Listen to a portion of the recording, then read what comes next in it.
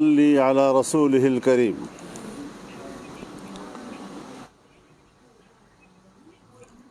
پورے ملک میں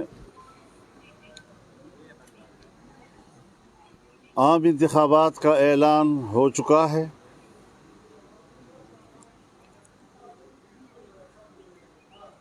امیدواران نے داخلی بھی کر لیے ہیں، ان کی داخلہ کے کاغذات کی جانچ پڑتال کے مراحل چل رہے ہیں، اور اس وقت پوری قوم 8 فروری کی طرف متوجہ ہے۔ جمعیت علماء اسلام ایک بڑی اہم سیاسی مذہبی جماعت کے طور پر انتخابات میں حصہ لے گی۔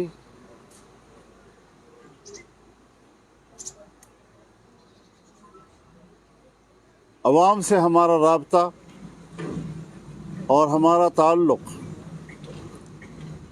نظریات کی بنیاد پر ہے۔ یہ ملک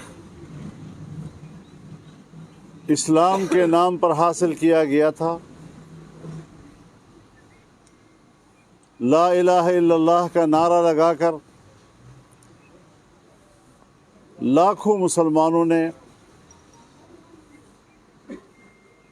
اور ہماری ماؤں بہنوں نے اس وطن عزیز کے لیے جانوں کی قربانیاں دیں، لیکن 75 سال گزر جانے کے بعد بھی ہماری جدوجہد کا محور یہ ہے کہ پاکستان کو ایک مکمل اسلامی مملکت کی شناخت دی جائے،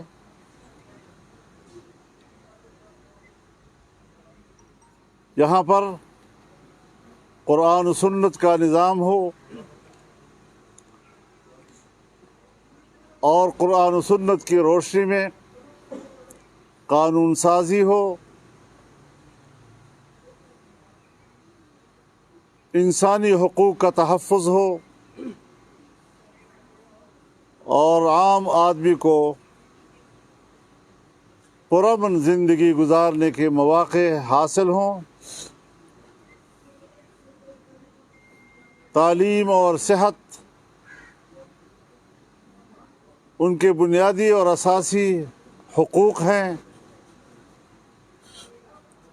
انہیں مفت تعلیم اور مفت صحت کے مواقع مہیا کیے جائیں، لیکن بدقسمتی سے ہم آج بھی اپنے اس وطن عزیز کو ایک اسلامی مملکت کی شناخت نہیں دے سکے ہیں۔ حکومتیں آتی ہیں اور وہ مصلحتوں کا شکار ہو کر اپنا وقت گزار دیتی ہیں، لیکن 9/11 کے بعد پاکستان کے حکمرانوں کی ترجیحات وہ ایک اسلامی پاکستان کی نہیں رہی۔ آج اس کی شناخت مسخ ہو چکی ہے اور ایک سیکولر اسٹیٹ کے طور پر دنیا میں متعارف ہو رہا ہے۔ یہ ہمارا ہدف ہے کہ ہم اس وطن عزیز کی دنیا میں شناخت ایک اسلامی پاکستان کی صورت میں کریں، جو پاکستان کے آئین کا تقاضا ہے۔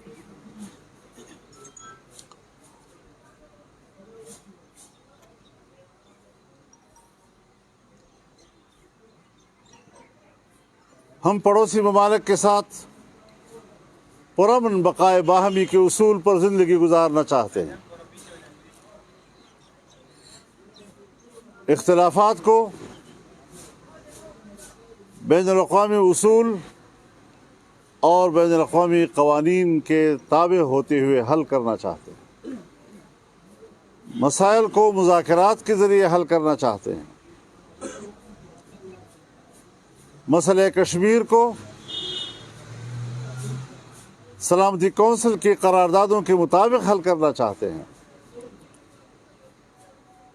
اور ہندوستان کو دعوت دیتے ہیں کہ وہ ہٹ دھرمی کی بجائے اور طاقت کے استعمال کی بجائے پرامن حل کی طرف آئیں اور کشمیر کے عوام کو حق کے خود ارادیت دیں تاکہ ان کو ان کا ایک آزاد سیاسی مستقبل ملے۔ ہم افغانستان کے ساتھ بھی برادرانہ تعلقات اور اس میں استحکام کے قائل ہیں۔ بعض اوقات کچھ شکوے شکایات پیدا ہو جاتی ہیں، ہمیں دونوں ملکوں پاکستان اور افغانستان کے داخلی امن و امان مقصود ہے۔ دونوں ممالک کے درمیان اعتماد کے رشتے پیدا کرنا اور پھر ان رشتوں کو مضبوط کرنا، یہ ہماری خارجہ پالیسی کا حصہ ہونا چاہیے۔ اس سلسلے میں امارت اسلامیہ افغانستان نے مجھے باضابطہ دعوت دی ہے اور وہ دو طرفہ تعلقات پر بات کرنا چاہتے ہیں۔ انشاءاللہ یہ جو ہمارے کچھ الیکشن کے حوالے سے یہاں کی مصروفیات ہیں، اس سے تھوڑا فرصت ملنے کے بعد ہماری پہلی ترجیح افغانستان کا دورہ ہوگا اور امارت اسلامیہ کے حکمرانوں سے ملاقات ہوگی اور دونوں ممالک کے تعلقات میں اعتماد پیدا کرنا اور اس میں استحکام پیدا کرنا اور باہمی اعتماد سے اپنا مستقبل مرتب کرنا، یہ ہمارا اہداف ہوں گے۔ پاکستان کا استحکام افغانستان کی ضرورت ہے اور افغانستان کا استقلال یہ پاکستان کی ضرورت ہے۔ اس وقت ملک کے اندر امن و امان کی صورتحال دگرگوں ہے۔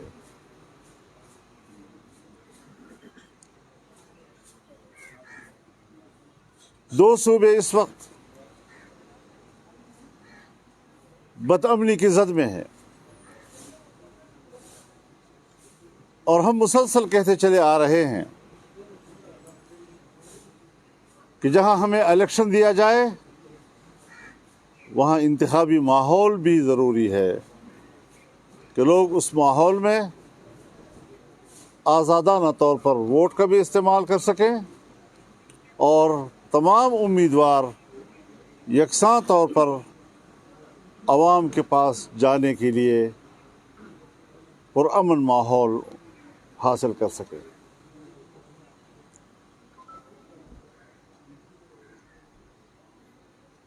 تو یہ ساری چیزیں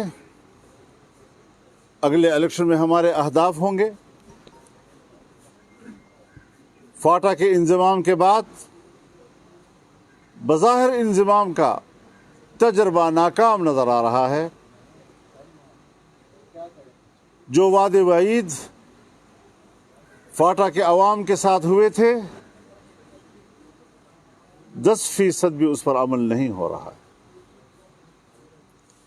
اور وہاں کا عام آدمی اب پریشان ہے کہ ہم فاٹا ہیں یا ہم صوبہ خیبر پختونخوا کا حصہ ہیں۔ 7 سال پورے ہونے کو ہیں، نہ ان کے ساتھ وعدہ کیے گئے سالانہ 100 ارب روپے ان کو دیے جا رہے ہیں۔ میرے خیال میں اب بھی 100 ارب ابھی تک ہم ان کو نہیں دے سکے ہیں، جبکہ ہر سال ہم نے دینے تھے ان کو۔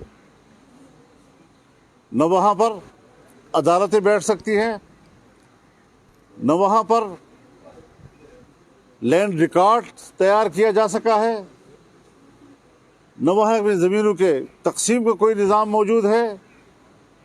ڈپٹی کمشنر جاتا ہے تو حیران پریشان، کوئی پولیس آفیسر جاتا ہے تو وہ حیران و پریشان۔ کسی طریقے سے بھی وہاں پر لوگوں کو بہتری مہیا کرنے کے لیے کوئی پیش رفت نظر نہیں آ رہی۔ یہ ہمارے اہداف میں ہوگا کہ ہم ان کی بہتری کے لیے اقدامات کر سکیں۔ اور ایک بار پھر میں یہ کہنا چاہوں گا کہ فاٹا کے عوام کو حق دیا جائے کہ وہ اپنے سیاسی مستقبل کا فیصلہ خود کریں۔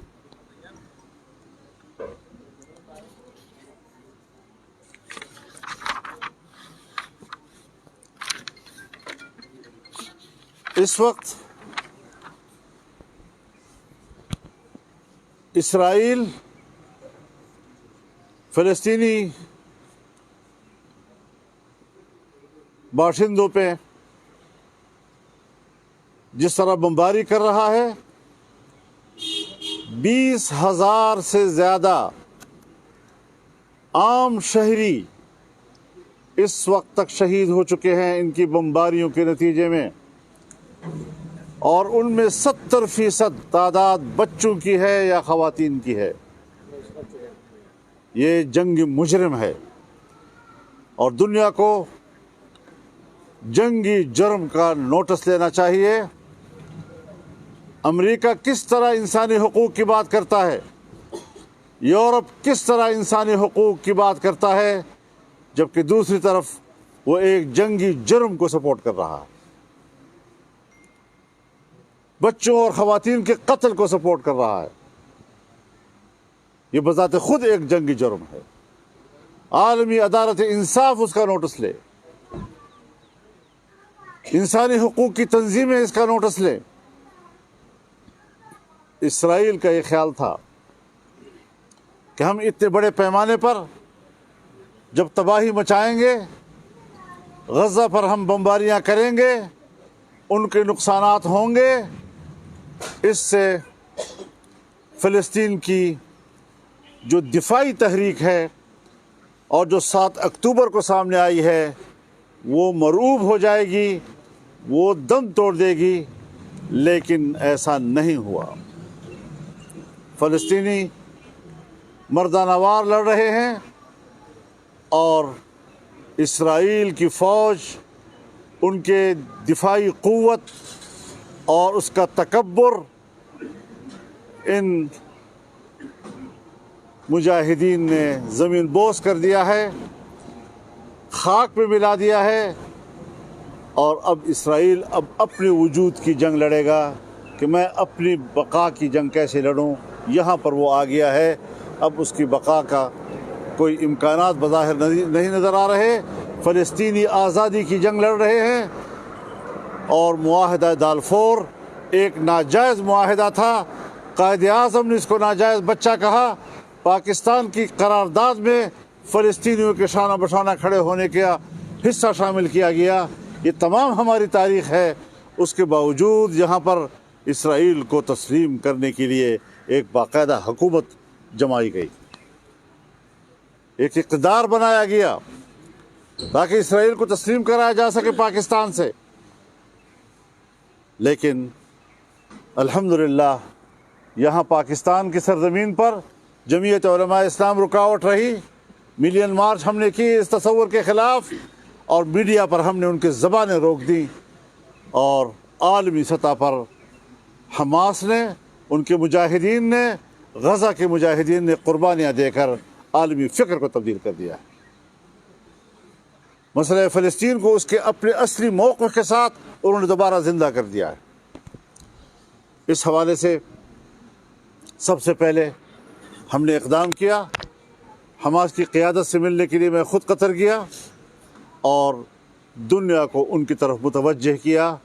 آج وہ عالمی شخصیات اور حکومتوں کے رابطوں کے لیے مرکز بن گئے ہیں، اور انشاءاللہ وہ اپنا اعتماد پوری دنیا میں دوبارہ قائم کر کے آگے بڑھیں گے، اور فلسطین کی آزادی کے ہدف کو حاصل کریں گے۔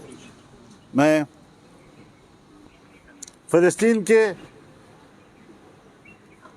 دفاعی تحریک کی حمایت کرتا ہوں، اسے ایک جائز جنگ سمجھتا ہوں، اور پاکستان کے عوام کو جب ہم نے اپیل کی کہ وہ مالی تعاون کریں، پاکستانی عوام نے جس تنظیم کو بھی، جس این جی او کو بھی مالی تعاون دیا ہے فلسطینیوں کے لیے، ہر حوالے سے ہم ان کو خراج تحسین پیش کرتے ہیں۔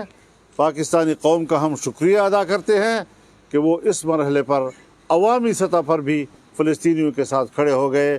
ہم نے خود جو جمعیت علماء اسلام کی سطح پر جلسے کیے، چاہے وہ پشاور کا تھا، چاہے کوئٹہ کا، چاہے کراچی کا، چاہے لاڑکانے کا، بہاولپور کا، مری کا، تاریخی جلسے ہوئے ہیں اور قوم نے ان کے ساتھ یکجہتی کا اظہار کیا ہے۔ اس پر بھی ہم پاکستانی قوم کے شکر گزار ہیں، اور دوبارہ ایک بار ہم حماس کی قیادت کو اور فلسطین کے مجاہدین کو یکجہتی کا پیغام دینا چاہتے ہیں کہ پاکستان کی قوم آپ کے شانہ بشانہ کھڑی ہے۔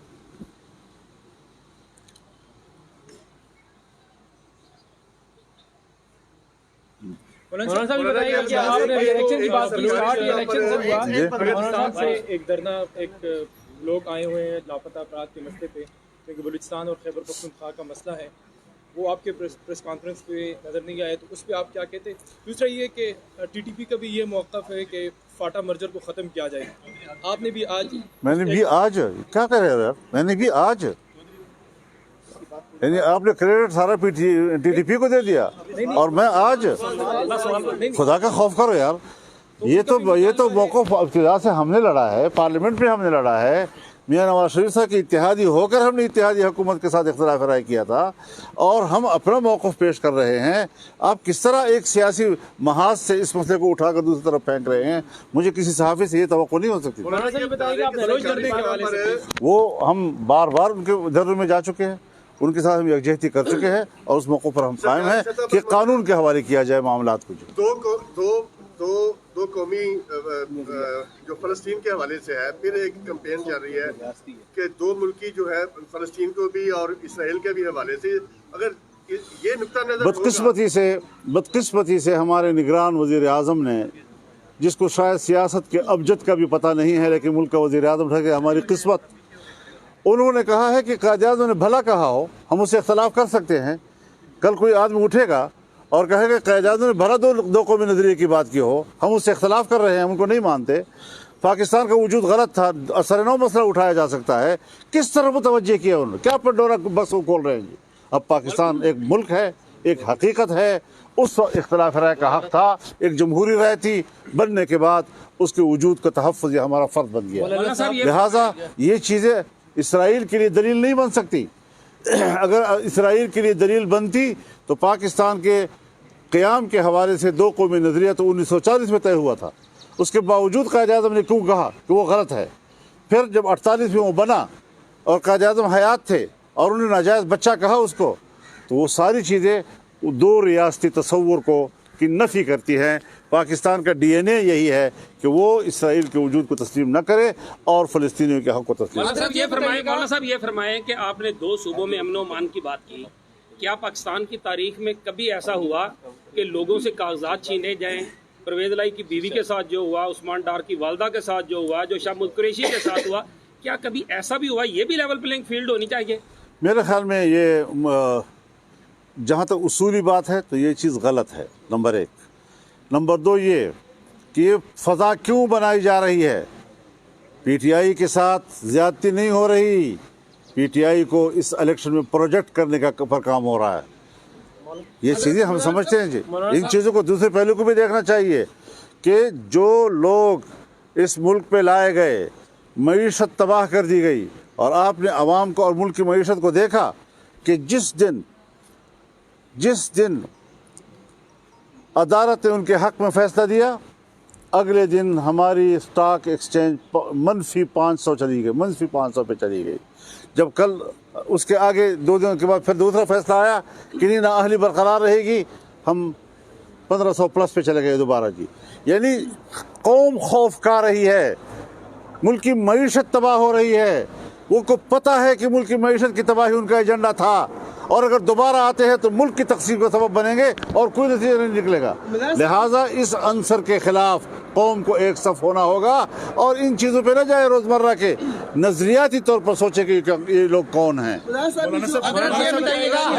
क्या एक आदमी बोले ना, हजरत ये बताइएगा कि डीजी खान में और ताक में इस वक्त जो मौजूदा सूरत हाल है, इसमें क्या समझते हैं? जब वहाँ पे पुलिस के ऊपर भी हमले हो रहे हैं, ऐसे में इलेक्शन आप किस तरह देखते हैं? मैं आपको बता रहा हूँ ना जी कि बुनियादी बात यह है कि बाजवड़ वाक़े में अब तक हमारे जमीयत उलमा इस्लाम के 80 कारकुन शहीद हो चुके हैं।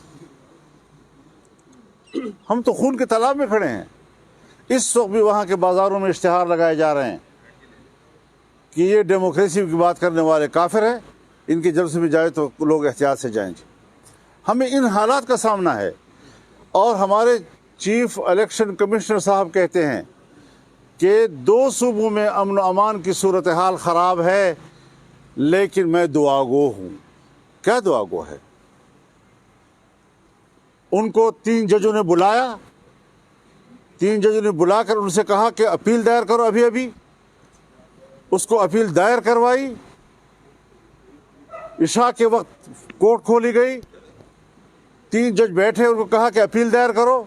उसने अपील दायर की और उनको उसी वक्त हुक्म दिया कि अभी अभी शेड्यूल जारी करो।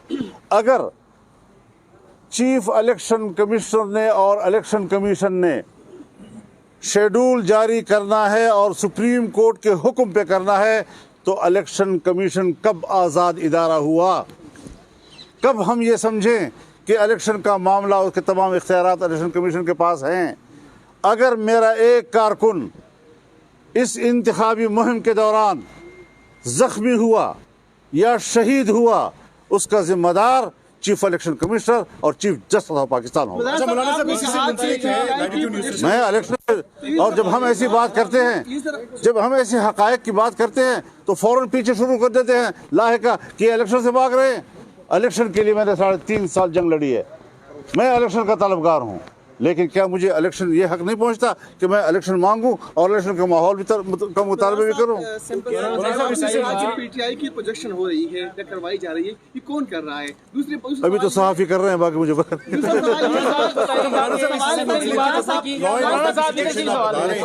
साहब, इलेक्शन की आपने बात की, आपने अभी सबसे पहले आपने ये कहा था कि जमीयत उलमा इस्लाम जो है वो इलेक्शन में जा रही है और बड़ी जो है वो तरीके के साथ जा रही है। ये बताइएगा, क्या इलेक्शन में जाने से पहले आपकी जो आपके साबका इत्तेहादी हैं उनके साथ कोई बातचीत हुई है? कोई सीट एडजस्टमेंट कहीं कर रहे हैं, कहीं ऐसी इत्तेहाद कर रहे हैं या नहीं कर रहे हैं? उसमें हमारा एक तयशुदा मामला है। जहाँ जिस ज़िले में ज़िली जमात किसी के साथ भी वो एडजस्टमेंट करती है, उनको हक हासिल है, उनको हमने इजाज़त दी है। मौलाना साहब, जैसा कि लॉ एंड ऑर्डर की सिचुएशन आप बता रहे हैं, जैसा कि आप लॉ एंड ऑर्डर की सिचुएशन बता रहे हैं, ऐसी सूरत में इंतखाबी मुहिम तो हर सूरत करनी पड़ेगी। तो आपकी इंतखाबी मुहिम हजरत, हमें बाकायदा इंतज़ामिया की तरफ से नोटिस मिले हैं, हमें बाकायदा नोटिस मिले हैं, सिर्फ मुझे नहीं बाकी पार्टियों को भी, कि आप इलेक्शन कमीशन के लिए ना, आप इलेक्शन कैंपेन में नहीं जाएंगे बाहर। उन्होंने हमें नोटिस दिए हैं। अब इस किस्म की सूरत हाल में क्या ये सवाल उठाना भी जुर्म है हमारे लिए? हम ये बात भी ना करें तो माहौल तो दिया जाए ना हमें ना। अफगानिस्तान के दौरे का आपने जिक्र किया कि अफगानिस्तान के दौरे पर आप जा रहे हैं, मुहाजिरीन के इखराज के पाकिस्तानी फैसले और फिर तालिबान हुकूमत के सख्त रद्द-ए-अमल के बाद सूरत हाल बहुत हद तक गैर वाज़ेह है, तो क्या इस मुलाकात का कोई एजेंडा तय पाया है? इंशाल्लाह ये बुनियादी अहम नुकात हैं, और मुहाजिरीन के हवाले से एक मेरी अपनी सोच है कि ये एक मुल्क का एक तरफा मसला नहीं है। ये उनके लोग हैं, पाकिस्तान में रह रहे हैं और 40 साल उन्होंने बतौर मुहाजिर के गुजारे हैं। अगर वापसी करना भी है तो दोनों मुल्क बैठकर उसका शेड्यूल तय करें। मौलाना ये बता दीजिए कि आपने 2 सूबों में अदम इस्तेहकाम की बात की और बदअमनी का जिक्र किया, दूसरी तरफ आपने इलेक्शन कमीशन के हवाले से एक सख्त रद्द-ए-अमल का इजहार भी किया है। तो इलेक्शन से पहले अगर आपका ये रद्द-ए-अमल एक रिएक्शन है, तो जब इलेक्शन आएगा उसके नताइज पर क्या आप करेंगे, भरोसा करेंगे? मैं यही फिक्रमंदी मुझे है जो आप सवाल कर रहे हैं कि इस माहौल में जो इलेक्शन होगा उसके नताइज के बारे में क्या कहा जाएगा, जब लोग वोट ही नहीं डाल सकेंगे, जब टर्न आउट ही नहीं होगा, ठंड की वजह से भी और बदमनी की वजह से भी लोग नहीं निकल सकेंगे। क्या देंगे आप इलेक्शन पर? तो यही है कि हमें इस सूरत हाल पर गौर करें। बड़े तो वो हैं ना, इदारा तो वो हैं, हमारी शिकायत मैदान पे आ गई है, कुछ सोचे तो इस बात के ऊपर। यहाँ पर हमारी सुप्रीम कोर्ट डायरेक्ट उनको बुला कर कहती है कि अभी अभी एक अदालती मार्शल का तासुर दे रहे हैं। ये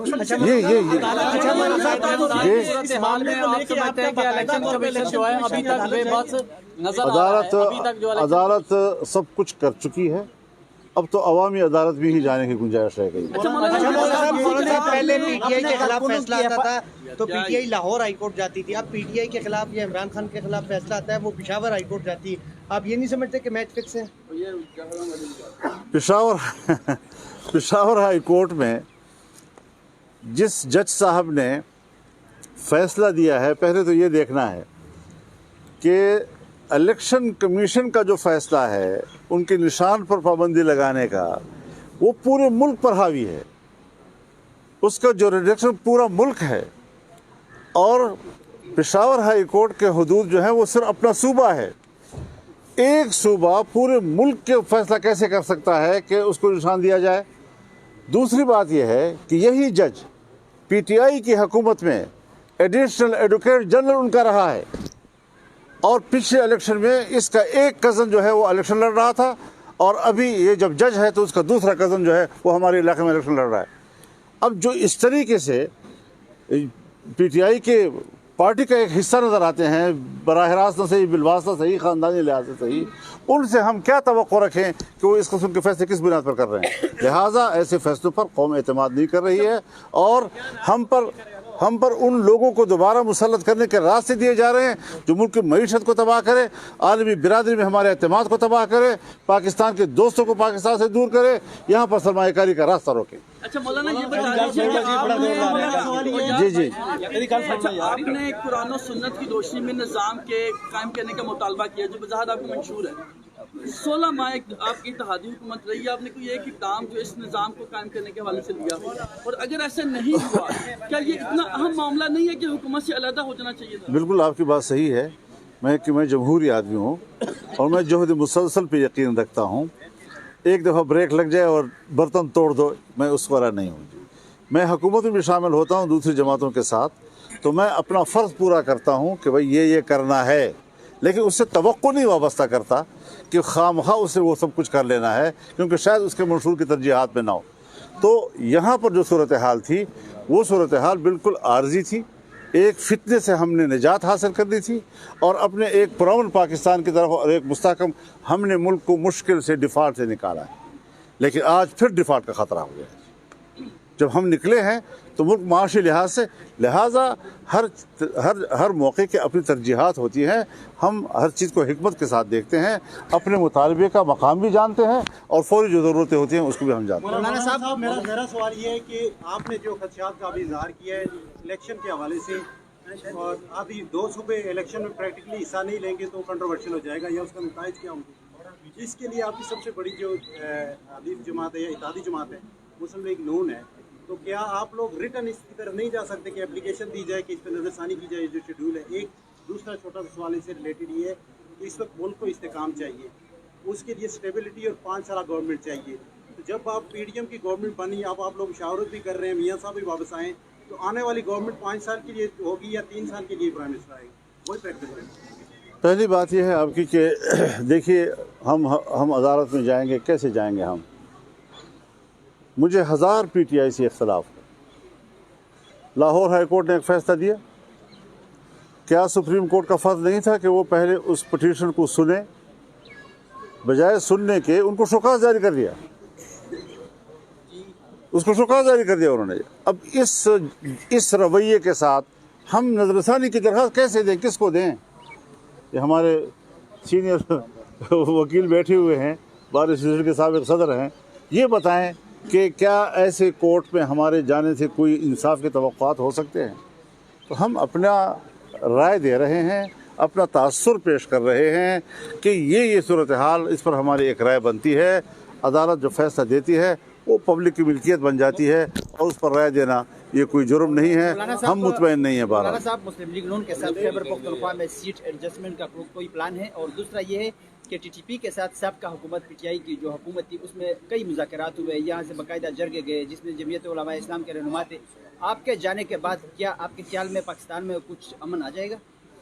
देखिए, कोशिश तो यही है कि हम कौम को अमन दे सकें, और उसके लिए क्या तजावीज़ हैं जब हम दोनों बैठेंगे उसके बाद मेरी ये कोशिश होगी कि अभी तो मैं जा रहा हूँ, लेकिन फिर उस मामले में दोनों स्टेट्स जो हैं वो इन्वॉल्व हो जाएं, और अमारत इस्लामिया और पाकिस्तान ये दोनों रियासती सतह पर एक निज़ाम बनाएं मुतनाद मामला को हल करने के लिए। मुस्लिम लीग नून के साथ हमारी बातचीत चल रही है, गो कि अभी हम किसी नतीजे पे नहीं पहुंचे हैं, लेकिन हम उनको अपना दोस्त समझते हैं और हमारी तरजीह यही है कि हम इंतखाबात मिलकर लड़ें। ये फरमाएं सर कि आप कह रहे हैं कि पीटीआई प्रोजेक्ट किया जा रहा है, प्रमोट किया जा रहा है, चीफ जस्टिस साहब और चीफ इलेक्शन कमिश्नर साहब के लिए तो तअस्सुर ये है कि वो नून लीग के नवाज शरीफ के हामी हैं, तो कैसे, मतलब वो क्यों, अगर नून लीग का नुकसान क्यों करना चाह रहे हैं वो दोनों? ये तो आप इन फैसलों से अंदाज़ा लगाएं ना जी, जो अभी पेशावर से आ रहे हैं, जो लाहौर से आ रहे हैं, तो उससे आप अंदाज़ा लगाएं कि वो नून लीग के लिए हैं या किसी और के लिए हैं। आपने भी सही तजदिया नहीं किया जी ना। लेकिन ये मरकज़ में तो ये तो दोनों तो ये इस्लामाबाद वाले हामी हैं जी। पीटीआई के। हज़रत, मैं एक बात वाज़ेह कर दूँगी, ये खुदा के लिए ये बातें छोड़ दो कि इदारे क्या फ़ैसला करेंगे, वो किसको सपोर्ट करना चाहते हैं, फिर उसी पर हम फ़ौरन कहें अगली हुकूमत फ़लाने की होगी। अब फ़लाँ क्यों अवाम पर एतमाद नहीं है कि अवाम किसका साथ देंगे? क्यों अवाम के सामने सही सूरत हाल नहीं रखी जा रही? हम नज़रियाती तौर पर लड़ना चाहते हैं, हम उन क़ुव्वतों को बेनकाब करना चाहते हैं कि जिससे हम मुल्क को, जिनको हम मुल्क के लिए ख़तरा तस्वुर कर रहे हैं। ये मुल्क नहीं रहेगा आपका, इस मुल्क का नज़रिया नहीं रहेगा, इस मुल्क की तरजीहात नहीं रहेंगी, बैनुल-अक़वामी बिरादरी में आपका एतमाद ख़त्म हो जाएगा, आपके मुल्क के अंदर का सरमायाकार जो है वो बैठ जाएगा। इस हद तक खौफ व हरास इस मुल्क में मौजूद है, इस इज़्तिराब को दूर किया जाए और एक एतमाद का माहौल पैदा किया। आम इंतखाबात के बाद आपने धरना भी दिया, आप इमरान खान साहब को लाडला और उस पर सहूलियतकारी का इल्ज़ाम भी लगाते थे। आप नहीं समझते कि पूरी रियासत इस बार नवाज शरीफ साहब के कदमों में बिठा दी गई, और वो सहूलियतकारी जो 2018 में इमरान खान ने उसकी जमात को हासिल थी, अब नवाज फिर मैं जिस सवाल को मैं रद्द करना चाहता हूँ, फिर आप दोबारा वही सवाल दोहरा लेते हैं। यही बात मैं कह रहा हूँ कि अगर मियाँ नवाज शरीफ साहब वो अवामी क़ुव्वत थे और उनके पास अवाम थी, पंजाब साथ था, धांधली के ज़रिए क्यों छीना गया, और धांधली के ज़रिए फिर छीना जाएगा तो हम फिर मुकाबले में आएंगे। हमने हथियार नहीं डाले हुए, हमने कोई जंगबंदी नहीं की है, हम मुल्क दुश्मन क़ुव्वतों के साथ और जो पाकिस्तान के एजेंडे के ख़िलाफ़ काम कर रहे हैं उनके ख़िलाफ़ सफ़ारा हैं और इंशाअल्लाह रहेंगे। अवाम की तरजीहात मालूम हैं, जब अवाम तरजीहात मालूम हैं आप उसको इदारों के हवाले कर रहे हैं। अवाम इतने बेबस है कि आप उसको क्रेडिट भी नहीं दे सकते उनका कि वो जो चाहते हैं वो क्या चाहते हैं, और लोगों को आप तासुर दे रहे हैं। हाँ, हुकूमत तो फ़लाँ की आएगी, लाडला तो फलाना है, इदारों ने तो फलाने को आगे लाना है, तो फिर अवाम भी उसी को वोट देना शुरू कर दें। ये तासुर जो है पाकिस्तानी सियासत में और इंतखाबात के हवाले से बहुत नाजायज़ है। जी, मियां नवाज शरीफ को जो सुपर लाडले का नाम दिया जा रहा है, आप मेरे ख्याल में ये इस किस्म के अल्फाज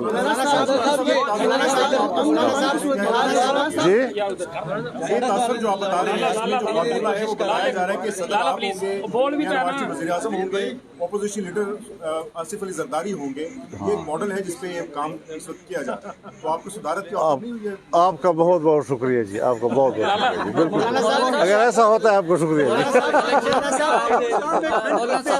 इलेक्शन कमीशन की जो आप बेबसी है, जी जी, जो इलेक्शन कमीशन की आप बेबसी है, जो हालात वाक़यात जारी हैं, तो इस तरह किस तरह साफ शफाफ इलेक्शन होंगे? और पाकिस्तान बार काउंसिल और पाकिस्तान बार एसोसिएशन ने दोनों ने कह दिया है कि ये इलेक्शन कमीशन मुनसिफाना इलेक्शन नहीं करा सकता, मुस्तफी हो जाएंगे। मैं नहीं कह रहा, उनका इदारा कह रहा है। क्या आप भी इलेक्शन कमिश्नर का यही नहीं, मैं मुतालबे तक नहीं पहुंचा। मैं सिर्फ आपको हवाला दे रहा हूँ कि जिस इलेक्शन कमीशन के बारे में पाकिस्तान बार काउंसिल और पाकिस्तान बार एसोसिएशन दोनों में एक राय दे रहे हैं, उससे आप अंदाजा लगाएं कि क्या इनसे मुंसिफाना रवैये की तवक्कुह किया। ठीक है। लापता अफराद के लिए प्रेस क्लब के बाहर कई दिनों से धरना जारी है, जिसमें ज्यादातर खवातीन की है। आज तक कोई भी जमीयत का जो रहनुमा है कोई नजर नहीं आया, तो क्या आपका जाने का वहाँ पे उनके साथ इज़हार यकजहती? हैदरी साहब गए हैं उनके पास, तो मौलाना साहब जो मुल्क की गए उनके पास, मौलाना साहब जो अमन और अमान की सूरत जो उनके साथ हुआ उनकी मजम्मत करते हैं, जो उनके साथ हजरत मैं अव्वल दिन से इनके पास बार बार गया हूँ, मैंने उनके साथ यकजहती का इजहार किया है। कैसी बात आप कर रहे हैं? पंजाबी जो बलोचिस्तान में मारे जाते हैं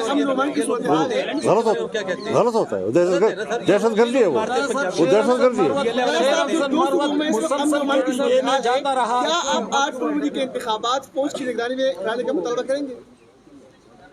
हजरत मैं आवाम के हाल पे छोड़ना चाहता हूँ। आप कभी फौज के हवाले करते हैं तो कभी अदलिया के हवाले करते हैं, पर क्यों? आपने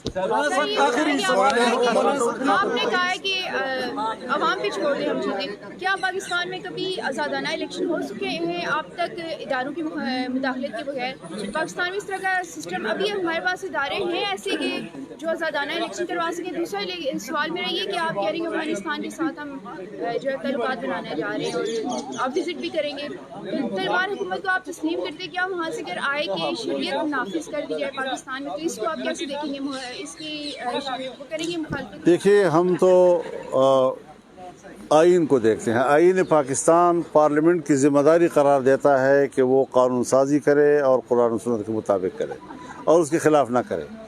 अब अमली तौर पर ऐसा नहीं हो सका है, तो हम जद्दोजहद में हैं इस वक्त, और हम ये जद्दोजहद जारी रखना चाहते हैं। जमीयत उलमा मुसल्लह जंग पर यकीन नहीं रखती, और पाकिस्तान के जमीयत से बाहर के तमाम मकातब फ़िक्र के उलमा इस बात पर मुत्तफ़िक़ हैं कि पाकिस्तान में मुसल्लह जंग नहीं होनी चाहिए, सियासी जद्दोजहद होनी चाहिए और उसके नतीजे में मकासद हासिल करनी चाहिए। लेकिन बदकिस्मती से हालात बन गए हैं। अब इन हालात को दोबारा असल हालत पे लाना, पुरअमन सूरत हाल पे लाना, नॉर्मल करना, इसके लिए कोशिश करने की ज़रूरत है। हर दफ़ा ऐसा होता है कि एक मुखालफ को अंदर किया जाता है, दूसरे को खुल के खेलने का मौका दिया जाता है, जैसे 2018 में हुआ। आज की अगर आपकी ये फतह होती है, मुखालिफ आपका अंदर हो, इस फतह को कैसे आप सेलिब्रेट करें? मैं तो वैसे भी बार बार कह चुका हूँ यार कि मुझे तो इस सियासत में मज़ा ही नहीं आ रहा, और इस लड़ाई का मज़ा ही नहीं आता जिसमें मेरा मुखालिफ जो है जेल में और मैं बाहर हूँ। तो आ जाएं, मैदान में आए, ताकि खुली लड़ाई हो और ठीक ठाक हम कौम में जाएं, वो भी कौम में जाएं। मुसल्लह जंग लड़ी नहीं है, दलील की वजह से। बहुत शुक्रिया।